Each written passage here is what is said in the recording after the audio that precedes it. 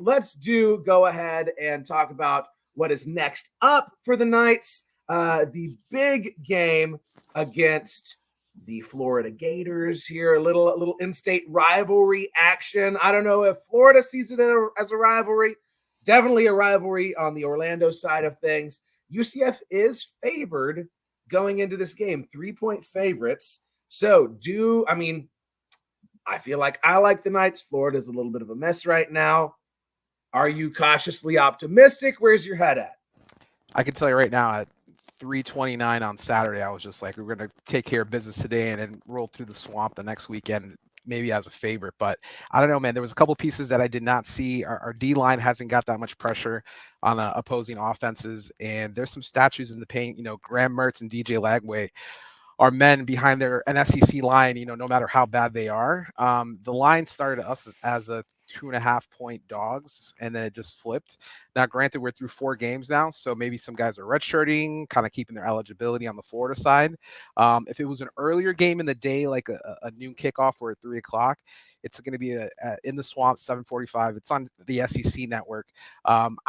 If we can put something together, it'll be real interesting. I think this is kind of like a big domino game for the coaching carousel. If Billy Napier loses this game, that's it. He's not going to have a job Saturday night. And I think if Gus loses this game, I think a good chunk of the fan base is going to be checked out for this season. We're already down 1 in conference, but I think a lot of fans are saying, listen, if you go 6-6 and one of those wins is in the swamp, we're all in. I think some people, my buddy Brian Peterson, another guy on Sons of UCF, was saying if we go 4-8 and mollywomp the Gators, I take that just for like a sure thing. So I think it's a big game. The last time we played them was in the Gasparilla Bowl. It was 29-17. Fun fact, that was Billy Napier's first game. He was on the sideline. He was just hired. So there was an interim coach there. And beyond that, it was 2006 in the swamp. And I was a junior in college. We got mollywomp 42-0. So I want this one bad. I think we could definitely go up there. We can run the ball on them. Their run defense is pretty atrocious. They've given up 34 points per game. We're 65% run. Kind of getting chunk yardage, about 5.5 yards a game. But if they can stop our running game, I think we're in a little bit of world of hurt. We had our Mount Rushmore with RJ Harvey, Penny Boone, Miles Montgomery, and Johnny Richardson. But the last game, Colorado just kind of stopped our run. And if that happens, you got to make KJ one-dimensional. He doesn't have time in the pocket. There's stunts and blitzes for that last game. So he'll make some errors, man. He made Travis Hunter a highlight reel that he can send to the Heisman Trust this weekend. So it'll be interesting to see. I got to see some more attitude. We have Ted Roof as our defensive coordinator that came here dejected from Oklahoma.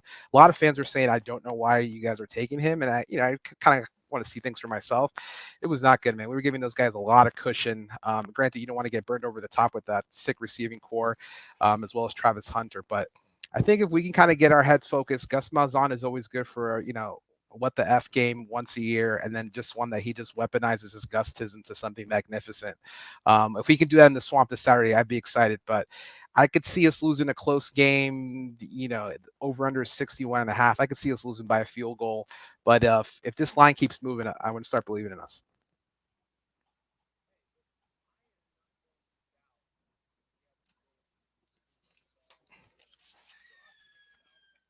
Oh, I think you got muted.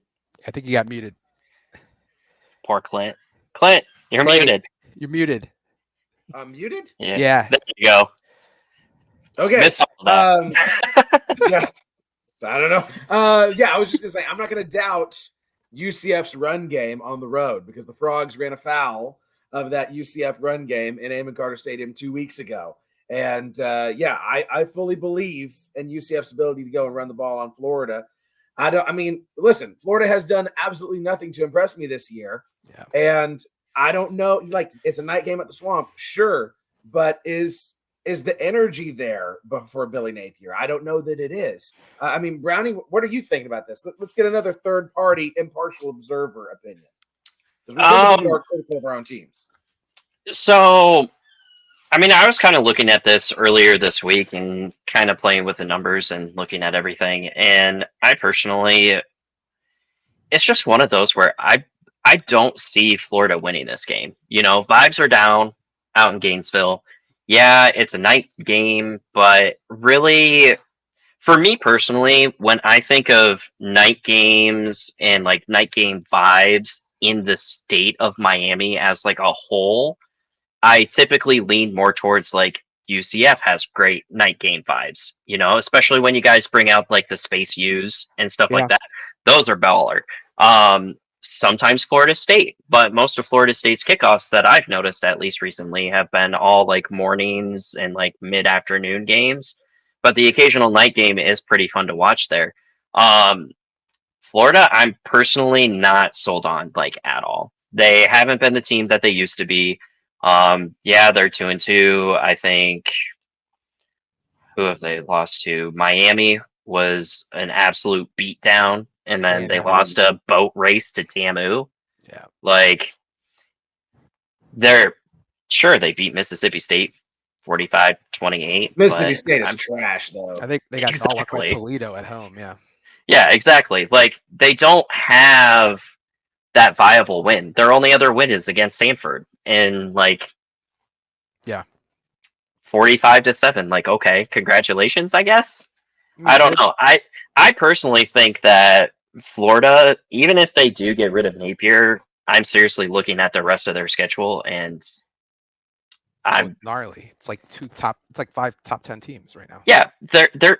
I personally don't see them winning another game. Like I seriously see them going 2-10 with the schedule. Like at Tennessee versus Georgia, at Texas, like home against LSU.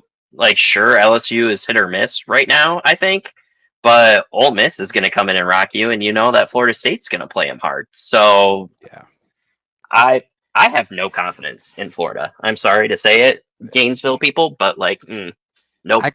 I could see Bill Napier. I mean, I could legit see this is for his job. Either cut the Band-Aid off now or just kind of. It'll be interesting to see, but I've also seen Gus do some dumb things, man. I mean, Georgia State has gone into the swamp and not thrown a pass and beat the Gators before. You guys remember that a few years ago. So Yeah.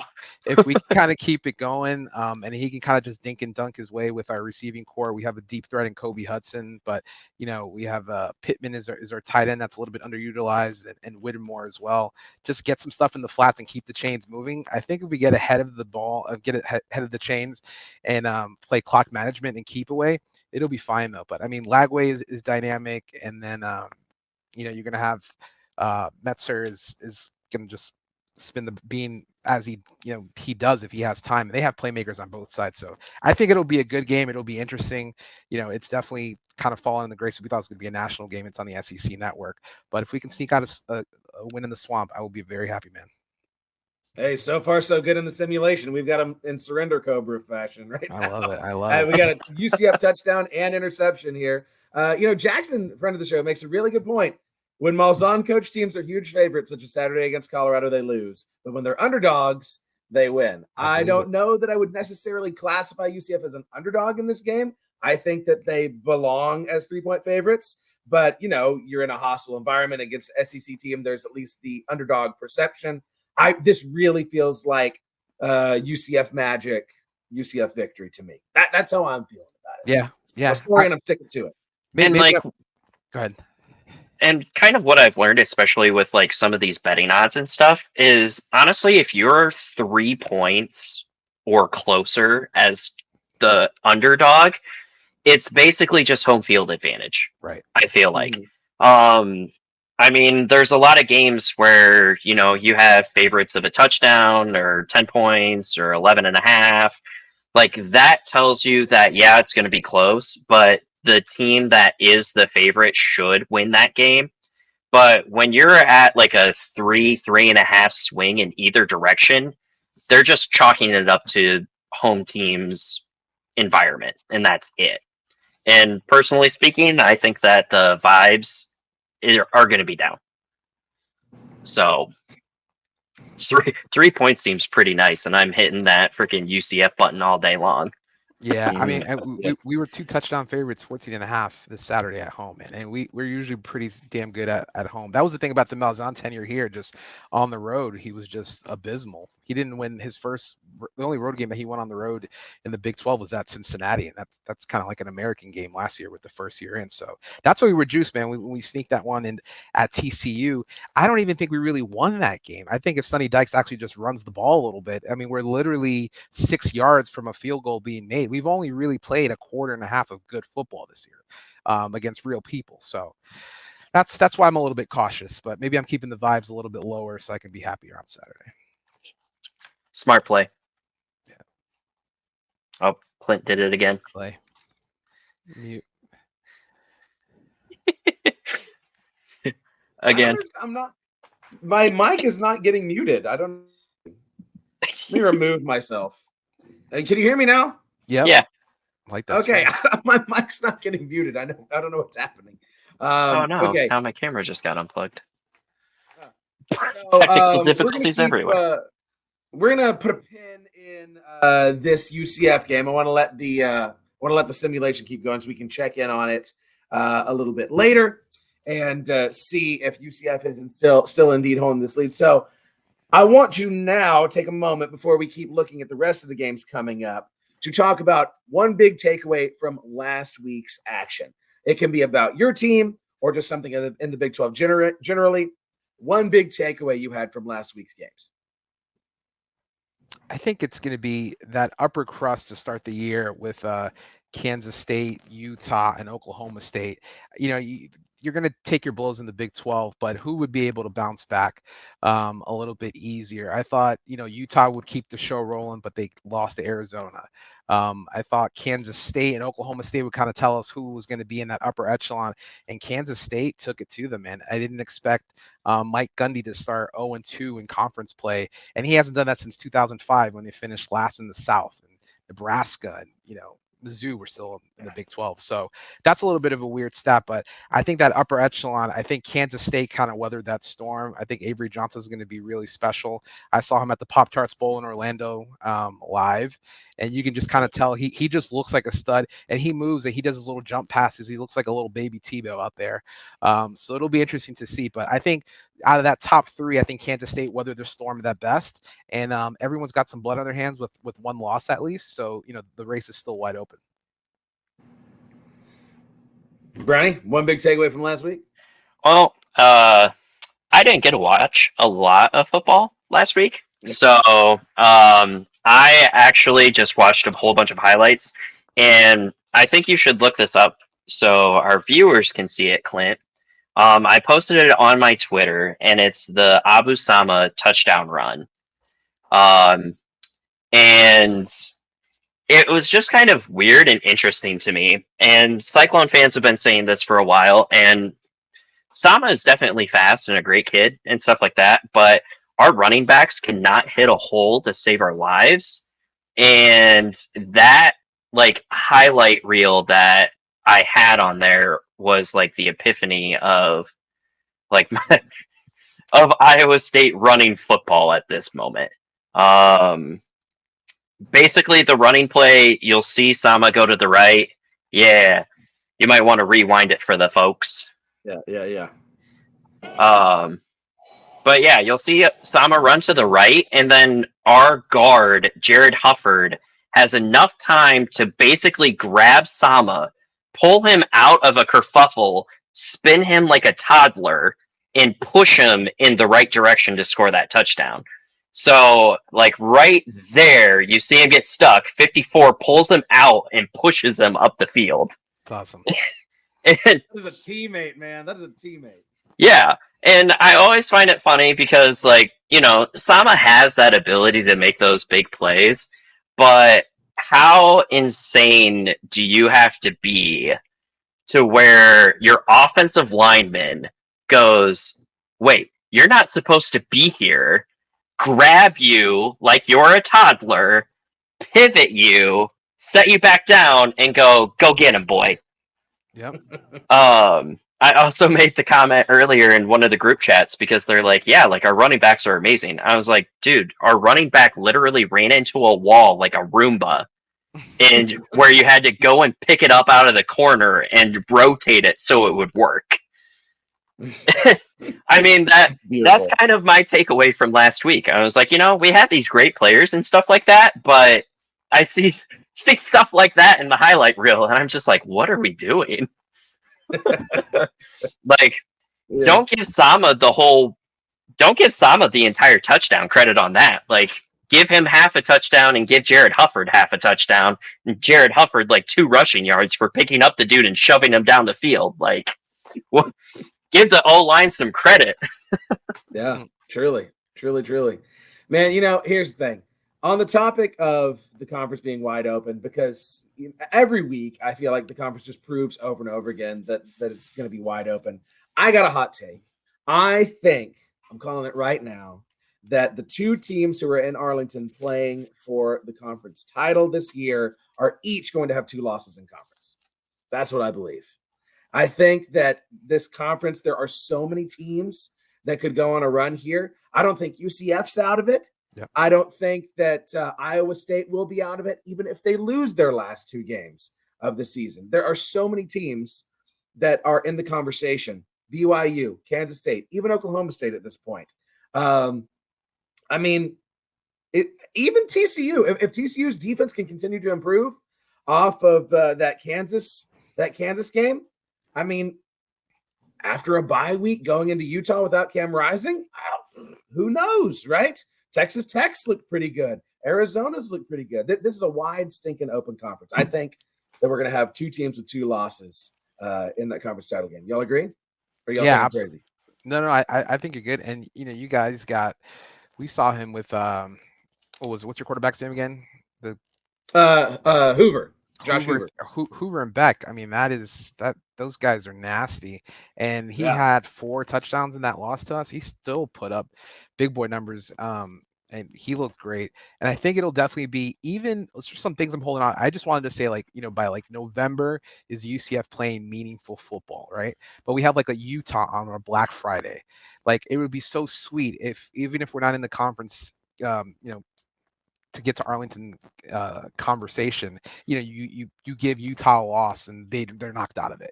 There's still some fun to be had throughout the year, but if we can play some meaningful football in November, I mean, trips to Ames is going to be difficult, but everyone that's kind of got that one loss, we still got ahead of us.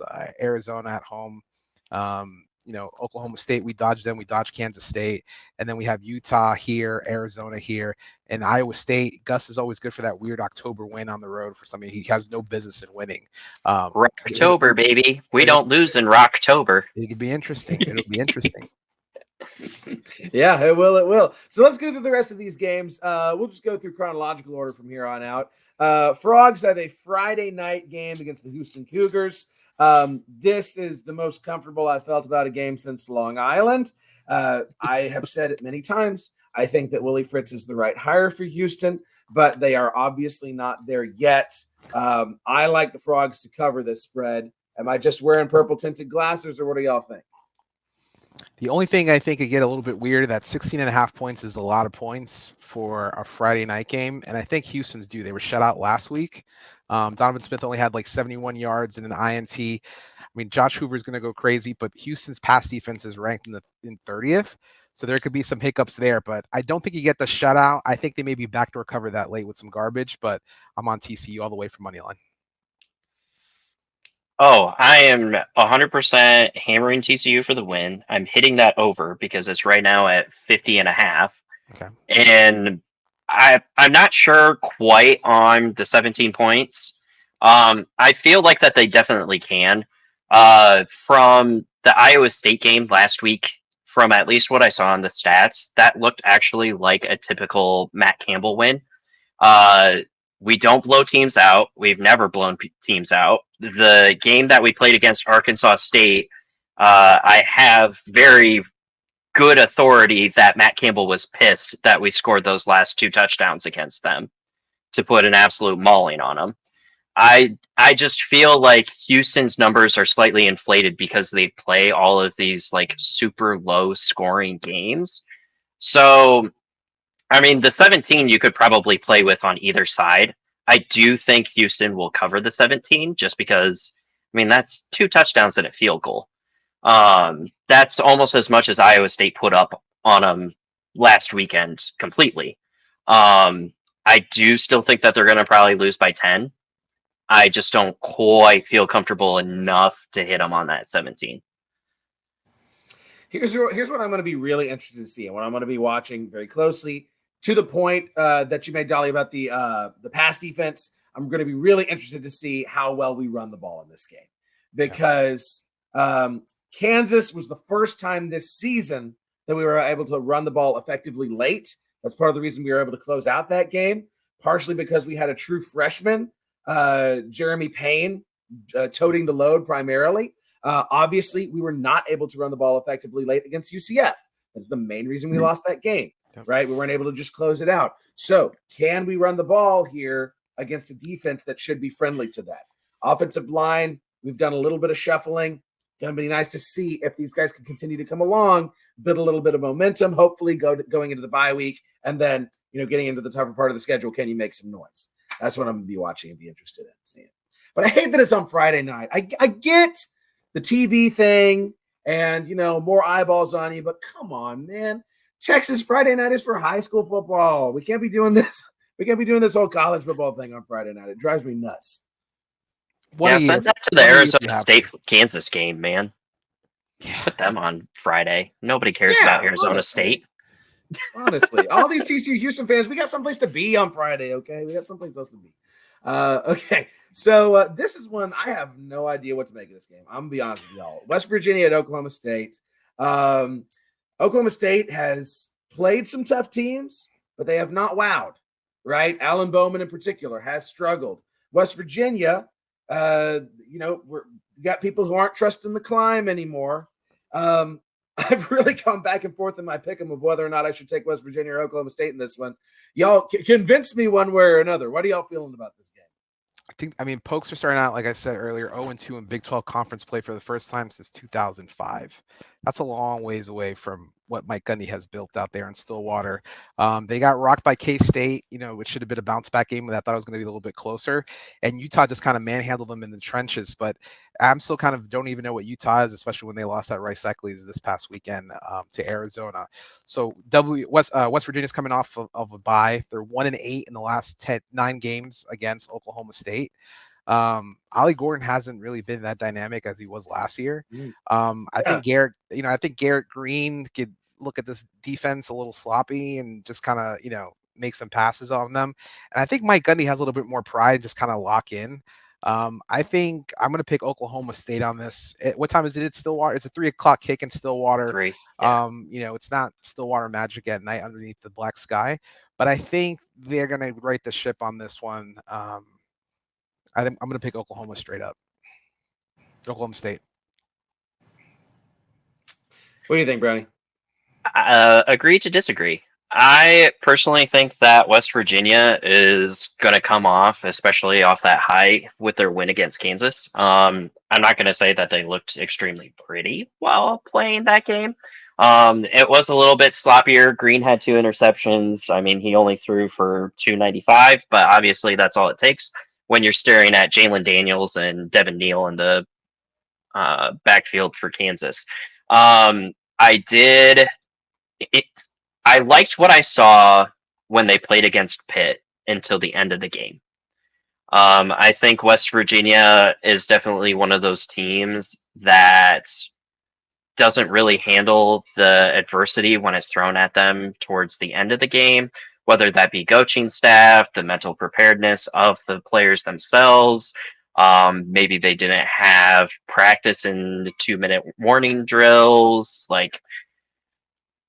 There's, I think, a lot of different factors, but Bowman against teams with legitimate defenses, which I do think West Virginia has started to show has a good defense, extremely struggles, right? The only time that Bowman has had a positive QBR rating or above, I think, 65% for completion percentages is against FCS opponents or weaker FBS opponents. Every game that he's played against actual competition has not ended well for him. For Kansas State, he threw 52%, 364, a touchdown, 2 interceptions, right? Utah, 206 yards, 48.5%, 2 touchdowns, 2 interceptions. Like, you can't be making a lot of errors in the Big 12 or give up the football and expect to win games. I think that Green is going to go in and he's going to show up and show out. And Dolly made an excellent point. Like, Ollie Gordon has not looked like Ollie Gordon that we're used to. I think that they're struggling, and I think it's just going to continue into this upcoming week. Like, I'm hammering West Virginia all day to put Gundy at 0-3 and make Okie State fans start to question if they need new leadership. Yeah, and they would if that happened.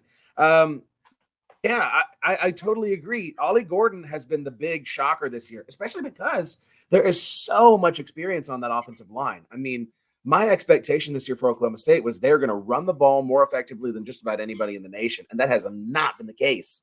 Yeah, and I really, I'm picking up what you're putting down, Brownie, about West Virginia's defense. West Virginia's defense, by and large, is not getting the respect I think it deserves, considering the quality of opponents that it's gone up against. And also, I mean, Our offense does I not really don't know have that at all either. Yeah.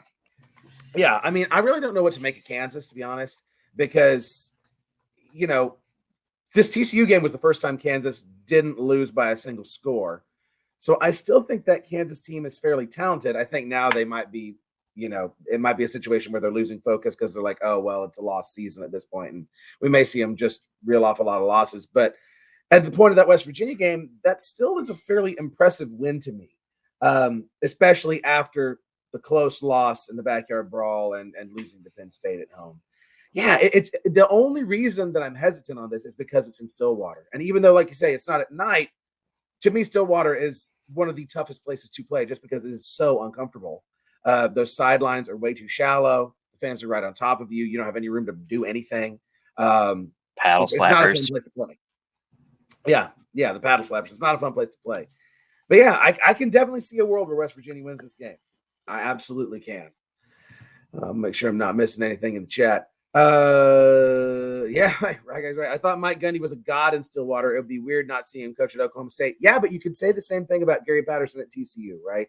Yep. You could say the same thing about Gary Patterson at TCU, and it gets to a point where when you're not putting together the results that you feel are due to your program, you start to ask, as the game passed them by, are they able to still do it at a high level?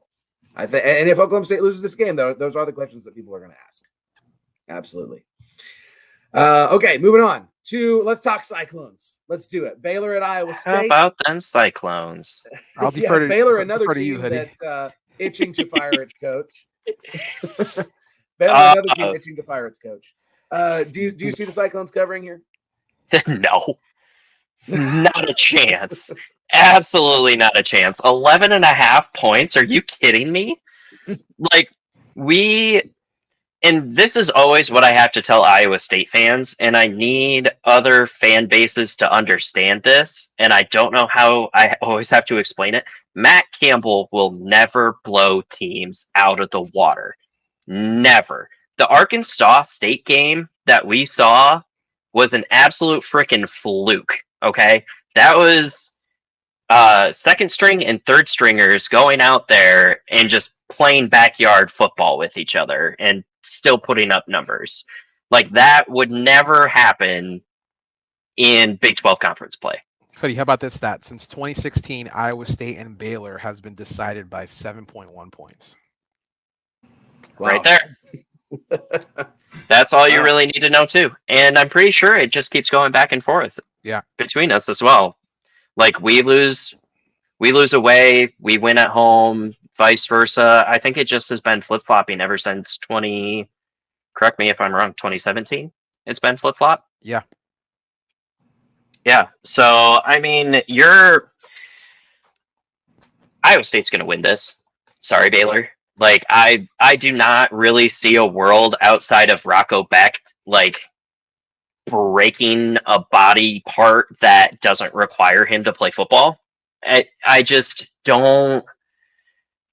Baylor to me still seems like it's unknown. I've talked to a couple of Baylor fans that have admitted that their NIL was kind of a cluster, so they haven't really gotten the players that they wanted. They've overpaid for a couple of players, and that they're still waiting for Aranda to basically come out and become like that CEO head coach that they want him to be.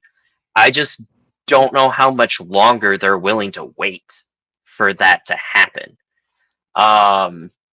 Could this be his last game? I hope not, because I really do like him. I think he fits well in Baylor. I just think that whatever is going on that's not getting him the step that he needs to take to become successful at Baylor, I hope they fix it. Because personally speaking, a lot of these Big 12 coaches, I love them. I love all of them.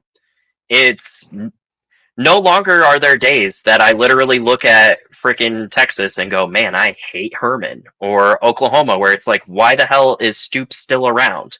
You know what I mean? Like, I genuinely have respect for a lot of the head coaches here in this conference, and I'd hate for us to lose a good one because he wasn't given the resources when he originally started, and now it's showing on the back end.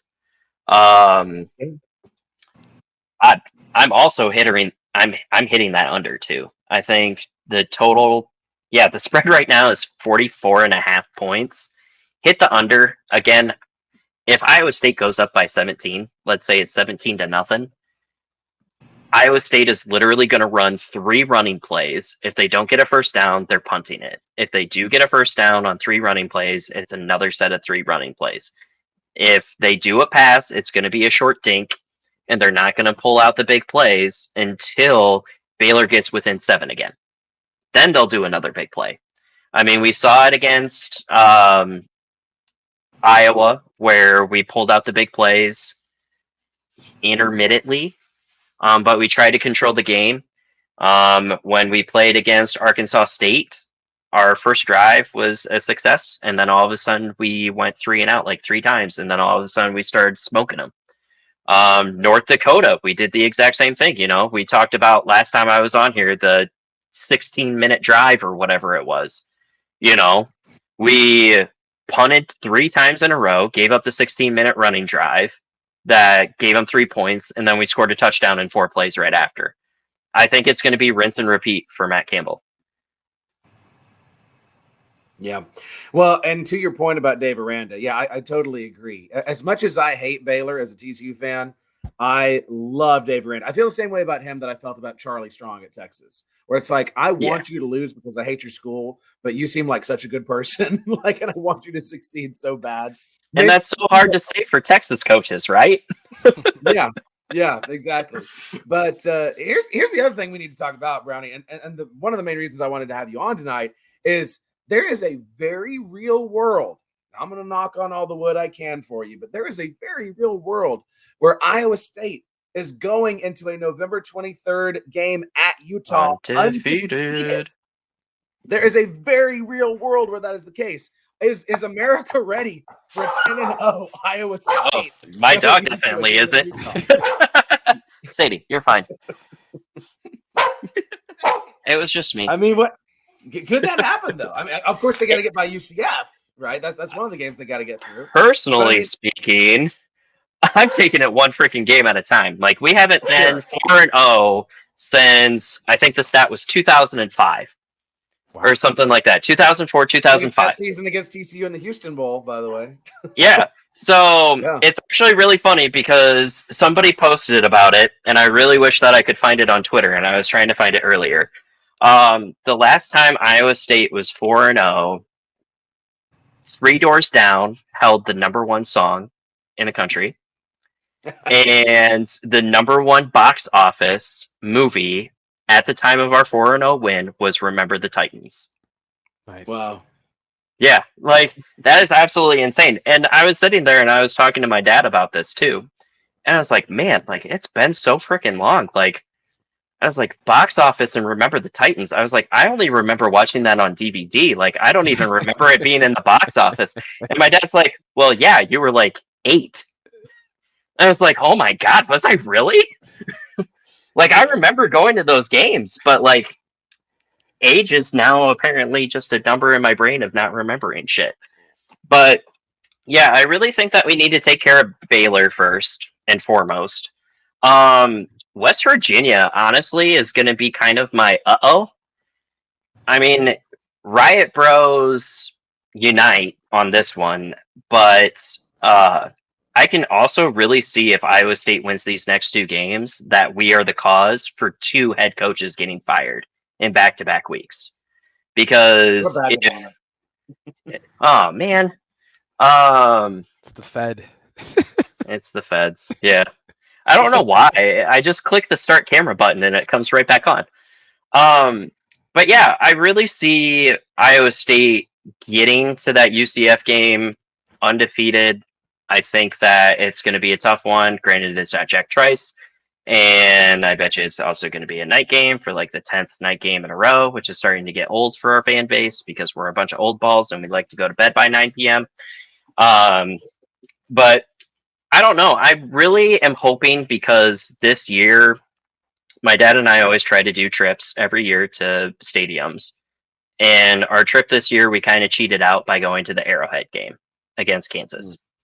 Like, yeah, it's back home, but like, when are you going to see your college football team play in a professional stadium? Both of you keep quiet because you guys have better opportunities than us. But like, for Iowa State fans, we don't have a professional team in the state of Iowa. Like, our Super Bowl is Iowa State. Like, You guys always take over Kansas City, right, for the basketball tournament, and hell yeah, we do. you guys head down there, Hilton South. So yeah, Hilton South, baby. Yeah, and I mean that's kind of the fun part now about this Big 12 Oh God. football environment right now is it's starting to get me hyped for basketball season because Big 12 basketball is an absolute gauntlet, and now we're talking about Big 12 football being a gauntlet. You looked at Big 12 basketball and you're like, yeah, you can literally see a 6-loss team be one of the top seeds for the Big 12. You can have 12 losses on a season and probably still make March Madness. Now we're looking at football where it's like, yeah, a 2-loss team could get you solidly into the Big 12 championship game, and there might even be a 3-loss team in the Big 12 championship Really? game. Like, Utah, I don't know what's going on with them. Kansas State seems to be rocky back and forth. Iowa State still has to play both of those teams the last 2 weeks of the season. So injuries pending, who knows what could happen with those. So Yeah. I do feel like it's wide open and I really don't want to jinx it, but here's to me hoping that we can finally get the monkey off our back of getting 10 wins. Yeah. I'm hoping it for you. I had to throw this back up on the screen I'm nervous because looking at it. UCF was up 21-0, Oh my fumbled the gosh. ball near the goal line, and so now it's tied One time. 21-21. UCF driving here inside a minute. So while we have Game this up winner. to see if UCF can pull out the win, Dolly, did you have any thoughts on that Iowa State game? No, I think it's going to be interesting to see. I've enjoyed kind of looking more across the league. Abu Sama's a real guy. I enjoy him. Rocco Becht has been sick, and J.R. Singleton too on the D line that forced the fumble in the last game as well. They're getting after it. You have to do it on both sides of the line. It used to be just pass happy league, and there's some dogs on the line. So I'm picking Iowa State. I think Baylor will cover with that just for how close they are and kind of the gentleman that Matt Campbell is. But I'm excited for it, and I would love it for Iowa State to be undefeated by the time we get to them as well. So muted. Gotta click the button again. Barnstormers aren't a professional team. Get out of here, fish. Anybody who says Arena Football League should be the pinnacle of professional sports in the state, that's pretty depressing. Oh, Clinton, you got muted again, bud. Oh my God, Boomer. Nope, nothing. Boomer, please don't miss this field goal. There it is. You can hear me now. Yeah, he's going for a field goal. Boomer for a field goal. Yeah, let's watch this field goal, I guess, really quick. With 4 seconds left, this is for the win. Please. No good. Overtime. Oh man, going to overtime. No. Literally every single time I've done a simulation on this channel, it's gone into overtime. Every single time. Well, while we watch overtime, let's talk Kansas, Arizona State, gentlemen. Kansas, I like Arizona State in this one. Arizona State has done a lot that has impressed me this year. Kansas, of course, on the losing streak, not looking as great, and I don't like them getting off the schneid on the road. What do y'all think about this game? I mean, Kansas hasn't beat anyone besides Lindenwood this year. Devin Neal's kind of been like their only functioning running back. Highshaw hasn't, been a factor.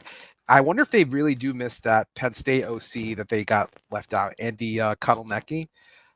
Maybe that was some magic. And then I think the Leopolds, are they happy in Lawrence? Or, the wife's tweeting crazy. The fan support is there. Does he kind of miss that he didn't jump on that coaching carousel when he was hot? I mean, there's people that, they've been even talking about at Florida, maybe getting Leopold as well.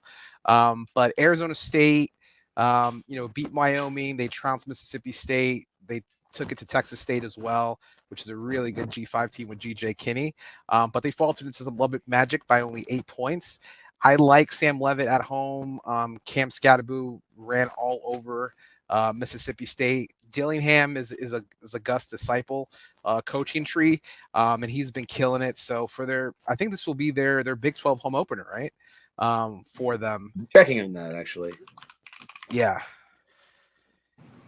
It should be their home opener. So. Yeah, Big 12 home opener. I think they'll be juiced for that for 3 points at 7 o'clock. So kind of an afternoon evening game for them. I like Arizona State Sun Devils in this one to cover as well. Yeah, Ronnie, what do you think? I personally am going to take Arizona State as well. I really think that there's a lot of disrespect with just 3 points being the spread right now. Yeah. Kansas, honestly, has just kind of been a shell of themselves, and I really hate doing this to them, but it just reminds me a lot of Iowa State. When Tom Manning came back to Iowa State, we had what Iowa State would consider their best team ever in 2020, 2021. We had Brock Purdy, Breece Hall, Charlie Kohler, Dylan Sainer, Xavier Hutchinson. I mean, we're talking about like 5, 6, 7 guys in the league just on that side of the ball alone, and after they all left, we thought, okay, like we're still going to be good. We're not going to be great, but we should still get like 7, 8 wins.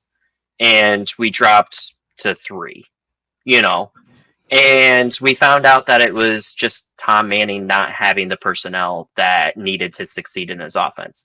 I think Kansas is in the same way with Jeff Grimes. Jeff Grimes was really good at Baylor because he had the personnel that he needed to succeed at Baylor. When he got to Kansas, he had the personnel that he needed to succeed at Kansas. But now that a lot of the players are starting to leave and the personnel is starting to change, we're starting to see Grimes kind of fall into that same pattern that Tom Manning was of complacency. We're not seeing the offensive spurt that we used to. We didn't see all of the crazy looks that we used to. Now, yeah, Leipold has, I think, a significant portion of it. But now you're looking at Grimes that was the assistant head coach and offensive coordinator, and he's losing some of that OC responsibility to like Zebrowski on the sideline. So I don't know what's going on in Kansas. I don't know if we might be seeing a potential assistant coaching changes. Again, I love Leipold. I really hope that he succeeds extremely well. But he's falling into, I think, the same trap that Matt Campbell did with Tom Manning, where you're just sticking around with an OC that really only has one type of play style. And if it doesn't fit that play style, you just get exposed. Mm-hmm. Yeah. I, for the life of me, do not understand why Jeff Grimes did not run the ball more against TCU, for example. That makes absolutely no sense to me. Yeah. Nobody knows. Those are your 2 best playmakers are in the backfield. Like, why are you not trying to run the ball? Yeah. All right, we're going to get this trash off the screen. That's gone final. Hopefully that's not what happens. Not like that. I hope not. Oh UCF was man. up 21-0 in that game. I believe it. But I will say it was very realistic with Cole Boomer missing a field goal. He missed a bad one Saturday as well. Don't worry. Iowa State knows that pain too. It's in the game. It's in the game. We all do. We all know that pain. We all know that pain. All right, let's close this sucker out. Let's talk about Texas Tech at Arizona, 10 p.m. Central Time. So that's 11 p.m. Dolly's time on the East Coast. You know, if this was a Tech home game, then I'm feeling confident about the Raiders. I kind of feel like they're pretenders, man. They've not done anything to impress me. I mean, truly, Cincinnati should have won that game if they had even semi-competent clock management. Cincinnati wins that game this last weekend. Tech has just not done enough to wow me. Am I off base in thinking that Arizona wins this one? No, Arizona looked pretty spooky in Salt Lake City this past weekend, and you had Noah Fifita was throwing the pill, and it wasn't just only to McMillan. He scored 2 touchdowns with one receiver each. Weird thing, Tech leads this series. This is the old rivalry. Tech leads it 26-5.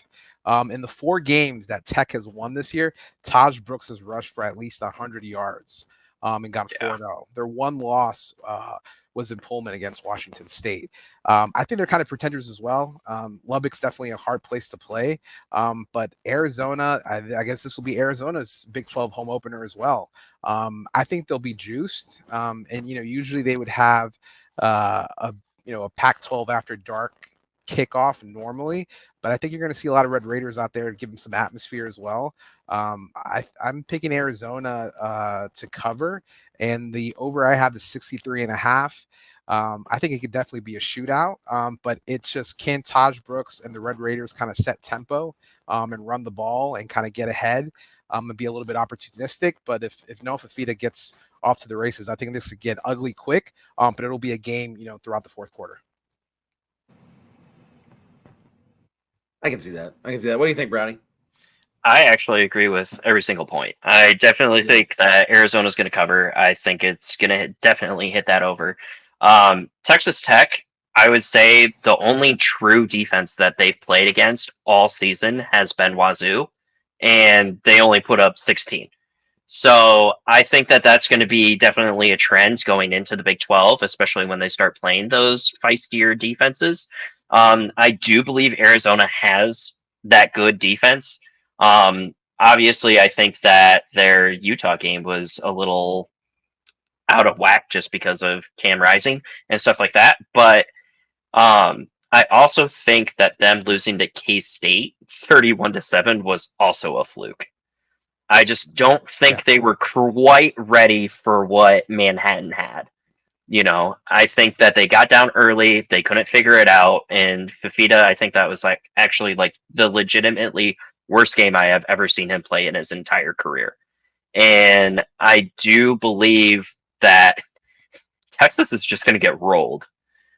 I genuinely can see this game where Arizona puts up 55 and then just parks the bus, and they somehow still put up 70 and keep Texas Tech to below 15. I'm really seeing that. Wow. Yeah. I don't know if it's going to be that bad, but I do. I think extreme overreactions here. Hey, no, I'm all about it. Yeah, nobody watches these shows for reasoned takes, right? Right. Yeah, I think you're right. I think Arizona wins. I think Tech gets exposed in this one way or another.